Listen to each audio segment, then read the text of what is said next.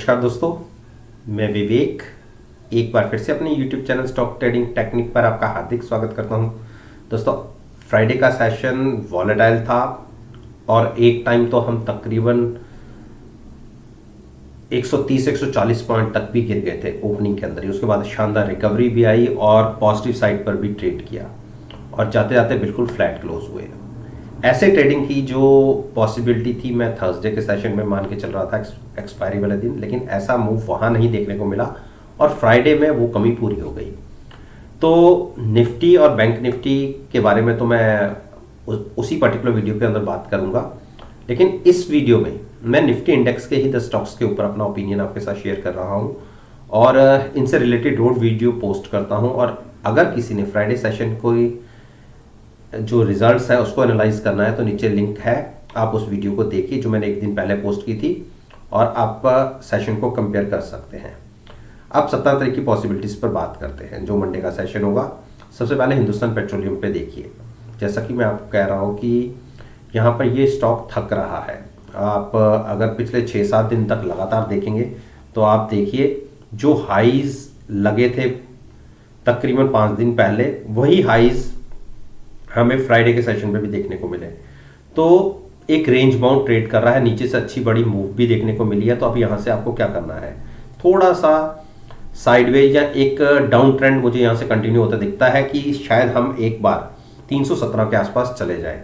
तो 317 और 310 के बीच में अगर आपको मिले तो वहाँ पर ज़्यादा अच्छा रहेगा इसको लॉन्ग जाने के लिए। अब बात करते हैं हम HUL की। अगर HUL पर हम बात करें, थोड़ा सा मेरे चार्ट्स को ओपन होने में दिक्कत आ रही है। देखिए HUL ने एक बड़ी गिरावट हम फ्राइडे के सेशन में दिखी और मैं इस गिरावट को की पॉसिबिलिटी मान के भी चल रहा था, क्योंकि आप देखिए अगर हम पिछले 6-7 ट्रेडिंग सेशंस को देखें, यहां से देखें और जो हाई था 2430, इसको क्रॉस होने में बहुत तकलीफ आ रही थी। तो इसलिए मैंने अपने पिछली वीडियोस में कहा भी था कि निफ्टी पिछले 7-8 दिन में तकरीबन 600-700 पॉइंट की एक शार्प मूव ऊपर की तरफ दे चुका है, लेकिन उस हिसाब से ये स्टॉक इसके आगे हिलने को राजी नहीं है। लेकिन जैसे ही निफ्टी के अंदर गिरावट आती है, FMCG सेक्टर जो सेक्टर है उसकी एक ये खासियत है, डिफेंसिव सेक्टर तो है लेकिन मार्केट की चाल के हिसाब से ये चलता नहीं है। लेकिन अगर मार्केट गिरती है तो इसके अंदर गिरावट का एक बहुत बड़ा इंपैक्ट देखने को मिलता है। यह आप ज्यादातर FMCG सेक्टर स्टॉक्स को उठा के देख लीजिए। तो क्योंकि गिरावट में स्टॉक काफी वीक क्लोज हुआ है और नॉर्मल से 20% नहीं तो 15% के आसपास वॉल्यूम्स ज्यादा हैं, तो यानी शॉर्ट्स क्रिएट हुए हैं। इस चीज पे खास ध्यान रखिएगा, शॉर्ट्स क्रिएट हुए हैं, डिलीवरी बेस्ड सेलिंग है। और मेरे को यह लगता है कि ये अगर स्टॉक 2340 के आसपास अटक गया तो हो सकता है कि यहां से एक बाउंस ले जाए 2340 के आसपास। अगर 2340 क्लोजिंग बेसिस पर क्लोज होता है, क्रॉस होता है, तो आप ये मान के चलिए हम 2280 तक गिर सकते हैं। 2280 या 2250 गिरावट में बहुत अच्छा प्राइस रहेगा लॉन्ग जाने के लिए, क्योंकि एक बेरिश क्रॉसओवर की पॉसिबिलिटी बन रही है। मैंने पहले भी कहा था कि अगर कोई शॉर्ट करके प्ले करना चाहता है तो वैसे तो अब टाइम थोड़ा सा बीत चुका है। शॉर्ट के लिए प्राइस बनता था 2395 के आसपास का, अगर वहां से शॉर्ट करते तो शॉर्ट के अंदर बहुत अच्छा फेवरेबल एक ट्रेड आपको मिलता। लेकिन अभी हम ऐसा भी नहीं है कि पूरा ट्रेड लूज कर चुके हैं, फिर भी जो फ्राइडे की क्लोजिंग है उसके नीचे ओपन होता है और कंटिन्यूस 15 से 20 मिनट बना रहता है, तो वहां पर भी रिस्की ट्रेड जरूर होगा। मैं फिर कह रहा हूं रिस्की ट्रेड होगा। वहां पर आप कॉल बाय करके फ्यूचर सेल करने की एक स्ट्रेटजी ले सकते हैं। कॉल होगी एट द मनी की, तो उस केस में पहला टारगेट 2340 का होगा। 2340 के नीचे जैसा कि मैंने आपको बताया 2280 का टारगेट हो सकता है। 2280 के बाद हम एक बार एनालाइज करेंगे कि हमें रिवर्स पोजीशन बनानी है या नहीं। ITC देखिए आईटीसी एक रेंज बाउंड है और इंट्राडे के अंदर 2 दिन लगातार इसने एक बड़ी रेजिस्टेंस को क्रॉस हुआ और जैसे क्रॉस किया, जैसे मैंने पहले भी कहा था, जब तक 227 के ऊपर एक क्लोजिंग नहीं देगा मुझे कोई बहुत तेजी नहीं लगती। उस केस में 230 235 के टारगेट दिखते थे, लेकिन निकला जरूर ऊपर, लेकिन फिर से लौट के अपनी उसी टेरिटरी में आ गया। यहां पर इसको अवॉइड करना है, जहां तो इसको डिप पर 215 के आसपास बाय करना है या 227 के ऊपर क्लोजिंग आने पर, उसके बीच में बिल्कुल अवॉइड करना है। हिंडाल्को, देखिए हिंडाल्को की अगर बात करें, देखिए चार्ट्स के में ओपनिंग में थोड़ी दिक्कत आती है।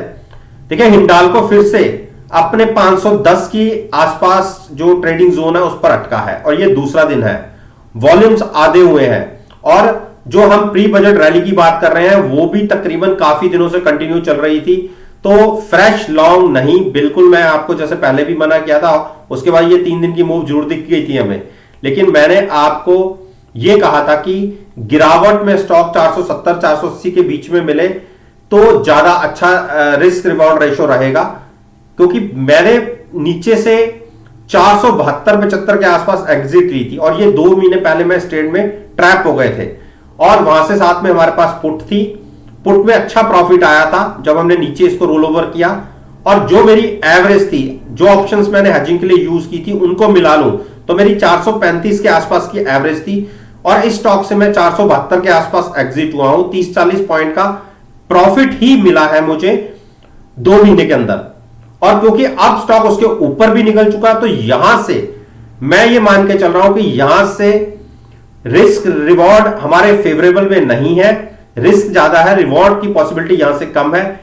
अगर जैसा कि 2 दिन पहले भी मेटल सेक्टर्स में एक बड़ी गिरावट दिखी थी, अगर ऐसी गिरावट आती है तो यह स्टॉक 490 और 480 की टेरिटरी तक जा सकता है।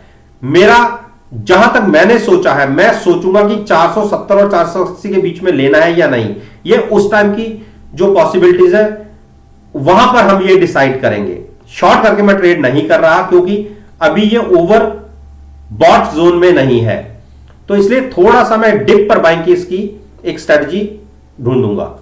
डॉक्टर रेड्डी, अगर डॉक्टर रेड्डी को देखिए तो इसने जो एक गिरावट का सिलसिला हुआ था, जो मैं 46-45 पर एग्जिट हुआ था अपना प्रॉफिट लेके, जब हमने शॉर्ट किया तो मैंने कहा था कि 4600 के टारगेट आ सकते हैं। ये जो मेरा कई, अगर आप मेरी पिछली तकरीबन 3-4-5 महीनों की भी वीडियोस देखेंगे तो ये मेरी जो सपोर्ट लेवल है ये तभी का मेंशन है, ये नहीं कि मैंने गिर रहा था तो ये मैंने सपोर्ट को मेंशन कर दिया। और जब हमने पहला रेजिस्टेंस जो सपोर्ट था उसे ब्रेक किया था तो मैंने आपको कह दिया था कि 4600 स्क्रीन पर दिख सकता है। 46 नहीं दिखा, 4630 दिखा और जब इस सपोर्ट को छुआ और वापस हुआ तो मैंने 4645 पर अपनी शॉर्ट पोजीशन से एग्जिट हो गया था और मैंने ये कहा था जहां तो अगर इसके नीचे क्लोज होते हैं तो हमारे टारगेट नीचे के ओपन हो जाएंगे फिर से, तो नीचे जाके बाय करेंगे, अदरवाइज यहीं से वापस लौट के अगर ऊपर की रेजिस्टेंस 474550 या 4700 के ऊपर क्लोजिंग मिलेगी तो लॉन्ग करेंगे, उसके बीच में हम कुछ नहीं करेंगे। तो अभी ट्रेडिंग बीच में मिल रही है तो अभी हमें इसमें साइडवेज होके बैठना है, अभी कोई ट्रेड नहीं लेना। सिप्ला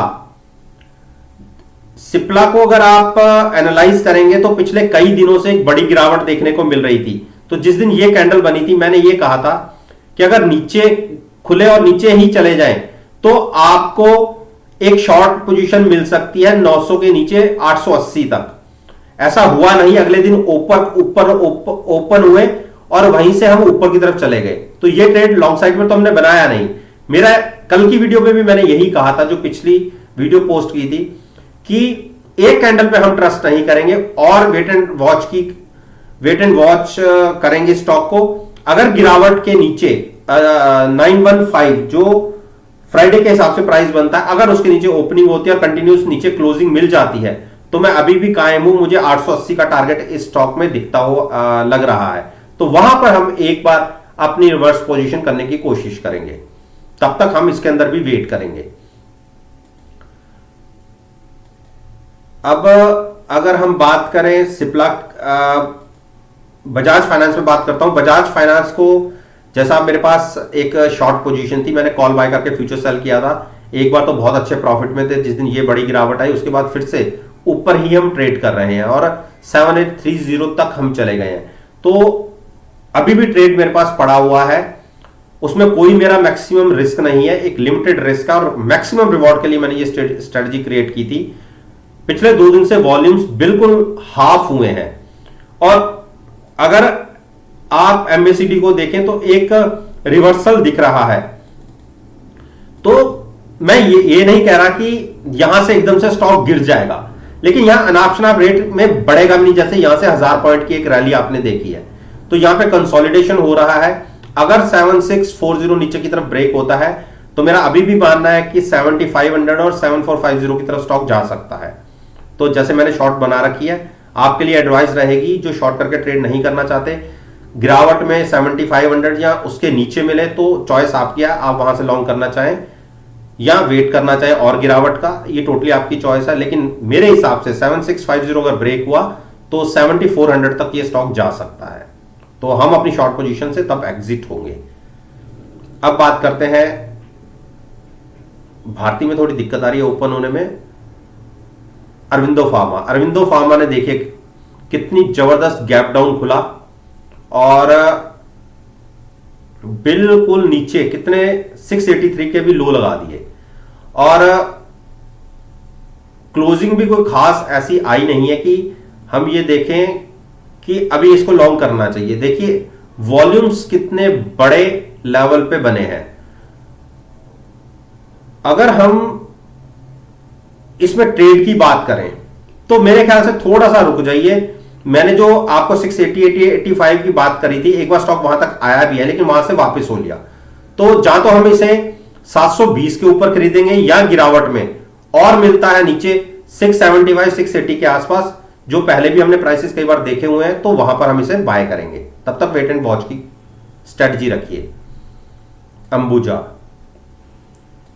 अंबुजा ने एक ऊपर की तरफ का रुख तो जरूर किया लेकिन नीचे एक सपोर्ट ले ली, जो अगर हम, जो मैंने पिछली वीडियो में कहा था, जो कैंडल फॉर्मेशन थी ये एक बेरिश हैमर था, तो ऐसे लग रहा था कि मुझे स्टॉक 380 की तरफ जा सकता, 385 की तरफ जा सकता है या उसके नीचे हमें मिल सकता है। ऐसा हुआ नहीं, फ्लैट खुले और वहीं से एक बाइंग दिखी और 400 405 के आसपास को जो पिछला हाई था उसके आसपास आ गए हैं। तो एक रेंज बाउंड के अंदर है स्टॉक, ना नीचे जा रहा है ना ऊपर जा रहा है। तो ऐसे में अगर आप ऑप्शंस के थ्रू भी बाय करते हैं तो भी आपको फायदा नहीं होगा। तो मेरा अपना पर्सनल मानना है कि अगर स्टॉक आपको 390 के आसपास मिले तो लॉन्ग कीजिए, अदरवाइज यहां साइड होकर बैठिए। थोड़ा सा स्टॉक थक भी रहा है, आप देखिए यहां से थोड़ा सा मोमेंटम भी चेंज हो रहा है, तो धीरे धीरे बायर्स की स्ट्रेंथ वीक हो रही है।